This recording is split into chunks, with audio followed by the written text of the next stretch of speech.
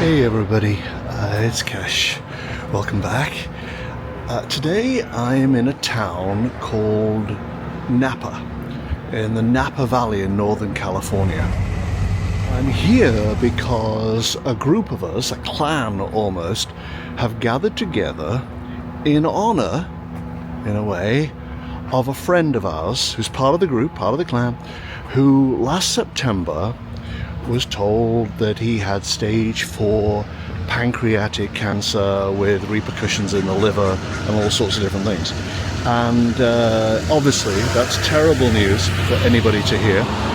But why it's remarkable is that his doctor at the time said, you might want to get your affairs in order and you know, all the stuff they tell you, kind of winding you down to the end, preparing you. And our friend, because he is so willful basically and so stubborn, simply changed doctors. He said, no, I don't want the sympathy thing, I don't want the winding down to the end thing, I want hope, I want the chance to live. And so he switched to a different doctor, and this doctor was all about, yeah, we'll make something happen, we can do the best we can, we've got this going on and that going on and this treatment and so on. So he had treatment, but with a different attitude entirely, one of positivity, one of you can make it, one of this is going to be okay. And so he steadily got better, as he expected to get better. He believed he could get better, and that belief sustained him to the point where we're now here in Napa, and so is he. He didn't die like the first doctor was probably priming him to do. And he seems strong, and he seems happy, and he is looking forward to the future. Now, he is the third person that I have come across in my life who was stubborn enough to believe that they would get well. Even though the cancer diagnosis was pretty terrible at the time, they believed they could get well.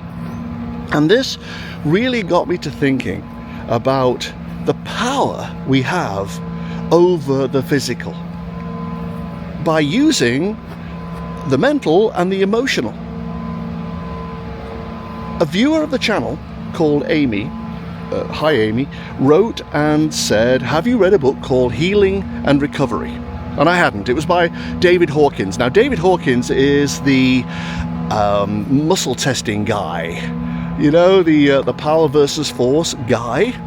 And it is a remarkable book. Amy said, just read the first 2 chapters and it will change your life forever. So I did. I bought it immediately and read it. And there's another chapter in there about health itself.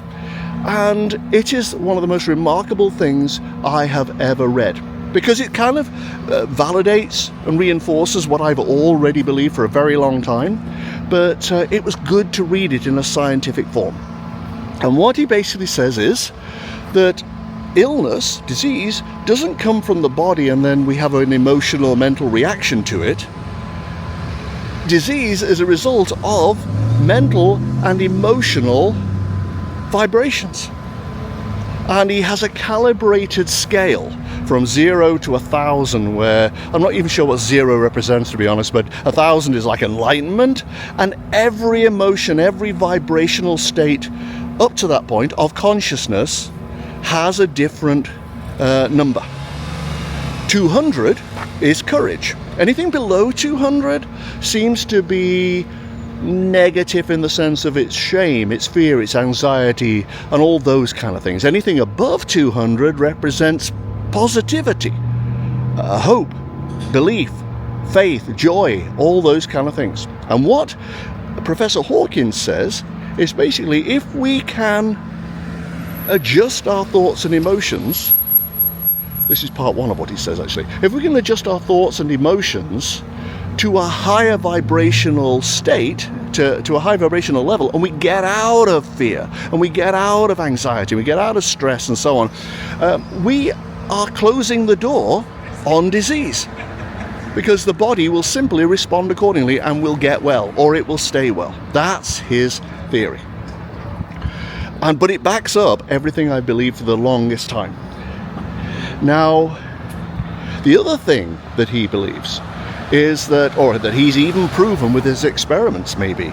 The other thing is that if you are in pain for any reason, the human mind tries to deny that pain and go, oh, that hurts, but I'll get over it, I'll be fine. What Hawkins says is that we should go into the pain. We accept the pain. We say, yeah, I'm in pain, and you feel the full extent of the pain. And by not denying it, by not fighting it, by surrendering to it, we, raise our vibrations and we get well. That's what he seems to be saying. It's a remarkable thing. When I was in Italy recently, I had an accident. In fact, I had the accident in Switzerland. If you haven't seen the video where I lead up to that, I'll put a link to it in the show notes down below this one. But I was climbing aboard a train in Gstaad, Switzerland. And the thing about Swiss trains, or Italian trains or whatever, is that they have 3 steps up into the carriage. 2 of the steps are the normal height, and then there's a big one, a 3rd big step that you have to climb over. I didn't see that. I was carrying my bag and I didn't see that there was a 3rd raised step, and I fell hard on one knee, on my left knee, to the point where I genuinely thought I had cracked it so badly that I would need some kind of knee surgery, and the rest of my trip was going to be completely scuppered because I was wounded. I was in such pain. I had to change trains twice that day, and I could barely walk down steps or ramps to catch the other train to get from one platform to another. It was a terrible situation. I was in so much agony. And of course, I naturally went into that thought of, oh no, the terrible things are going to happen, and I'm going to have surgery, and I went into that space. Which is unlike me, actually, because I have this protocol that I use for getting around these things. But when I got to Milan, the next day, I was scheduled to go and see The Last Supper. It's behind these walls here, I believe. But you've got to book months in advance, it turns out. You can't really get in unless there's some kind of cancellation. And those are rare because people get a chance to see this once in a lifetime. And so I got here very, very early, like 7:20 in the morning, and found out that I couldn't get in. But there is the basilica itself, which is here. And so I thought I would go in now and touch that and see what energy I get, because this is a very sacred place to a lot of people. And maybe that has some kind of energy that would explain why the Da Vinci mural is right next door. So because I was in so much pain, and the only way I could get to the basilica was by cab. I couldn't walk 15 minutes. I was in such pain. And I sat in the basilica. First of all, actually, I tested the energy of the pillars of the basilica itself. It feels what sweetness would feel like. Yeah, there's like... what is that? Is it like real sweetness, like pure light and love? Because of so many prayers said in here? There was real love went into this, into the building of this. The intention behind it is one of great kindness. There is a lot of energy here. It's like coming down. And I don't mean like necessarily from God in heaven, but there's a real energy here of light. This is a good place to stand and pray and connect. Wow. This is possibly the best church I have tested the energy of so far. Whether it's because it's connected to the Last Supper, or whether the Last Supper was connected to this because it had this energy, I don't know. But this is, it's like it's coming down from the ceiling like sparks. But rays and rays and rays of sparks. Wow. Oh, I think I might have to sit here for a while and connect to this energy. I went and sat on a bench at the very front of the church, And I did what I tend to do, which is focus on the perfection of my divine core that connects me with God, the universe, and everything. I focused on that and how my beingness was perfect, and if I could just expand that power of the beingness into my whole physicality, including my knee specifically, then it would heal. The act of praying is about aligning your own divine beingness with the divinity that is cosmic consciousness, universal intelligence. You sit in a place like this and it acts as a funnel for that energy, particularly here. This is astonishing. When I do my technique of connecting with divine consciousness, I use the Paul Selig method from his book, I Am the Word. I do it every day. I am Word through my physical body. Word, I am Word. I am Word through my being. Word, I am Word. It works for me. And when I do it here, I am overcome. I am overcome. It is so powerful here.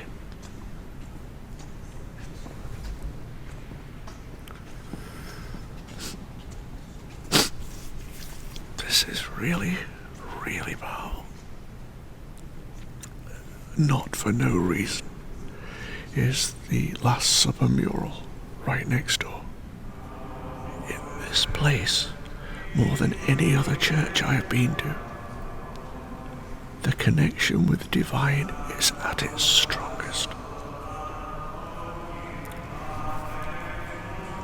Wow. That's what I did. I sat there doing that, and a miracle happened. Except, of course, if you know the sort of David Hawkins stuff and the other things I've been doing, it isn't that much of a miracle. But it was a miracle. And the pain went. I don't quite know what I just experienced. It felt like pure connection. I guess if you go to church because you should, and you sit there through a church service and pray and sing or whatever because you should, because that's what people do, that's not going to forge any kind of connection with divine consciousness. That connection comes through linking your, meaning our individual spark of the divine, with the greater source of everything. That's how you do it. And the moment you do that, there's just release. You feel the connection, like plugging in a kettle into the wall. It suddenly switches on and you can boil water. It's that kind of same feeling. Boy, I'm blown away by that.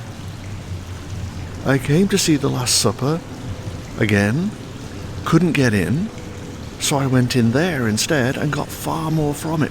There was a point there where I experienced total liberation. Nothing mattered. Everything that bothers us felt so small and insignificant. Any issue I had in life, nothing. Felt like nothing compared to the greater whole. It was a sense of perspective and place and connection that I don't know that I felt before. And I just wept.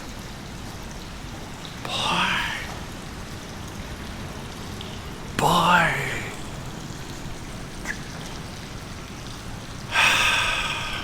I need to mull this over. I need time. But that was something else. I don't feel as though I need to see the Da Vinci thing. That to me now is just an ornament compared to what just happened. The reality of what I experienced just now. What had happened was that I had gone into the pain. And I had fully felt the pain. And then I asserted my core divinity as, if you want to put it this way, as a child of God, to my connection to the universality of all things, and focused it on my need, felt the pain, and it went away. And that same day in Milan, I walked for 10 hours, maybe, the rest of the day. Not a twinge, and there hasn't been a twinge since that day. I came away from that basilica feeling wholly empowered. The rest of my trip went absolutely fine. I came out of the church, walked around, and had no problem at all. So, very interesting. A very interesting experience. And our friend who's here with us proves the same thing. You might say, well, he's in denial of his state of being, but is he really? He's having treatment. He's not ignoring the doctors and what they say, but he simply took a different route of positivity and getting different doctors who encouraged him to do more and live more and gave him hope. That's the message that he brought with him to Napa, and which we're celebrating here. All right, I thought I would pass that on because I found it very, very interesting. So thank you very much for watching. I really appreciate it, and I'll see you very soon. Bye-bye.